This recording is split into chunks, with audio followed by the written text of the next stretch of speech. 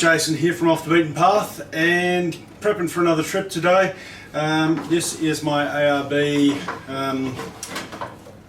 air hose, and on a recent trip it popped. Let me see if I can just separate it. Now this is the end that goes into the compressor. Hopefully this is coming out alright on the screen, and assuming I can feed this through. I was just looking at this, and of course now it's gone and tightened itself up. I think I've just loosened that hose off.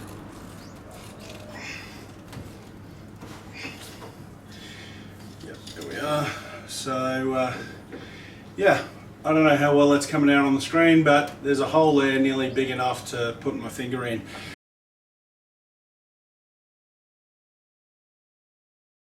So we're going to be taking the end off this hose today,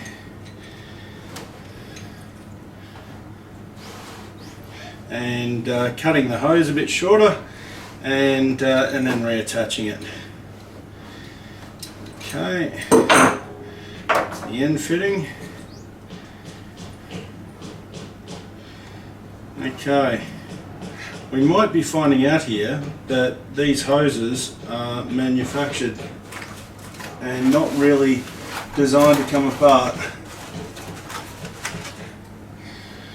That kind of would make sense.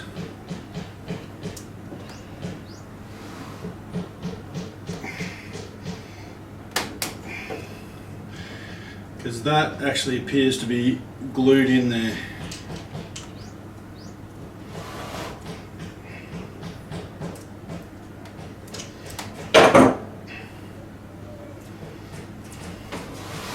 Okay.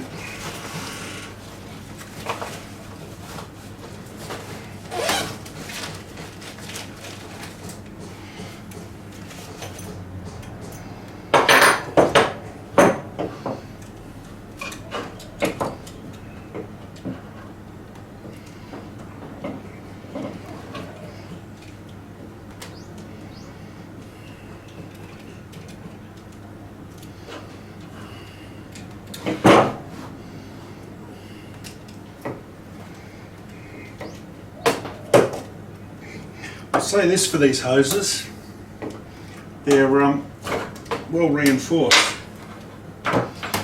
Okay, so we've got a fairly clean cut there. Just remains to be seen if we can get this end out. I don't know if we can.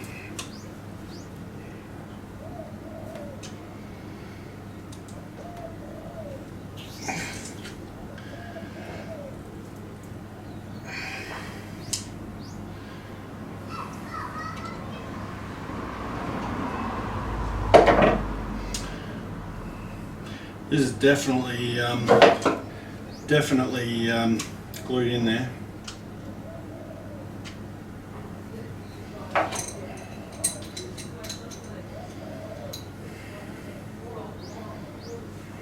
don't think this is going to work particularly well, but we'll give it a go. Pretty much what I thought was going to happen.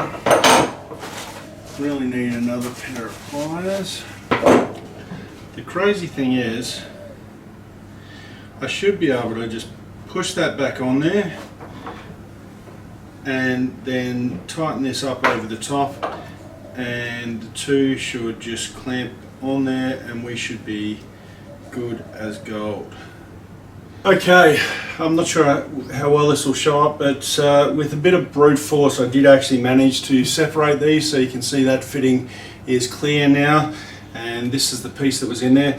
It's definitely a very well compressed piece of hose, and there's actually like a little thread on the end of it, and there's some kind of insert.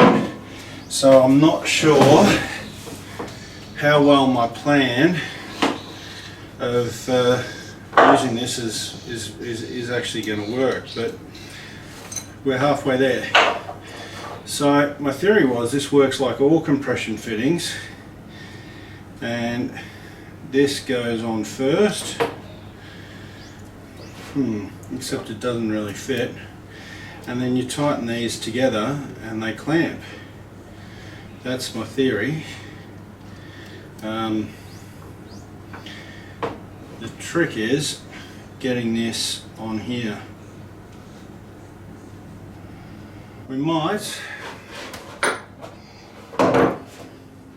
try and get a bit of a cleaner cut.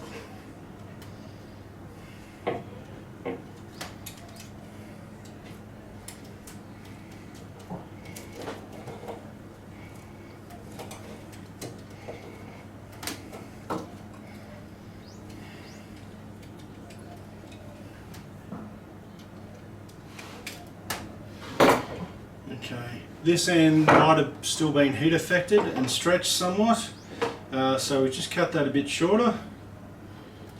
That's actually already looking like a better fit. Yep, that's the business. Okay, and it's just a matter of putting that in. All right.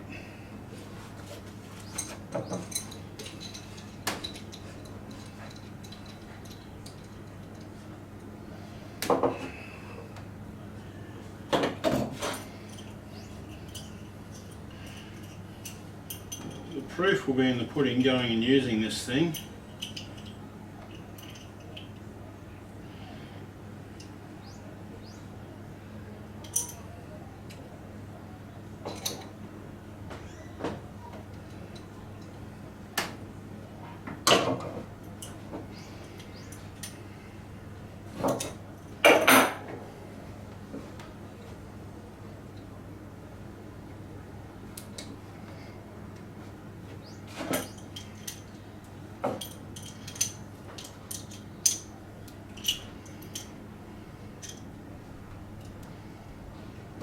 Okay, it's getting quite tight now.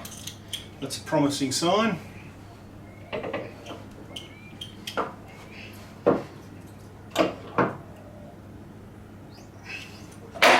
I've no idea how tight it's meant to be, but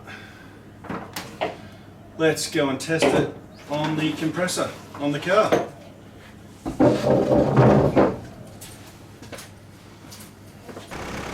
So took the hose out to the car to test on my little ARB portable compressor that I have mounted in the engine bay, and was very pleased to find there were no leaks from the hose, from the fitting. So this is a really simple fix, guys.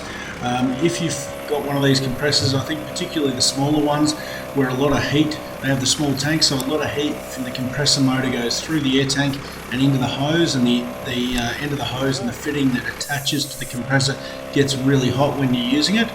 I think they're the ones that are prone to have this failure.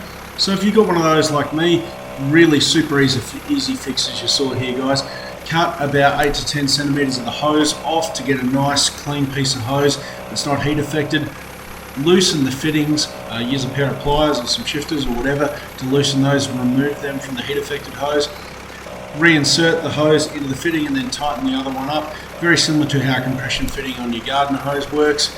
And then put the sheath back over the top and you're good to go. The hose will operate like a new one, just slightly shorter.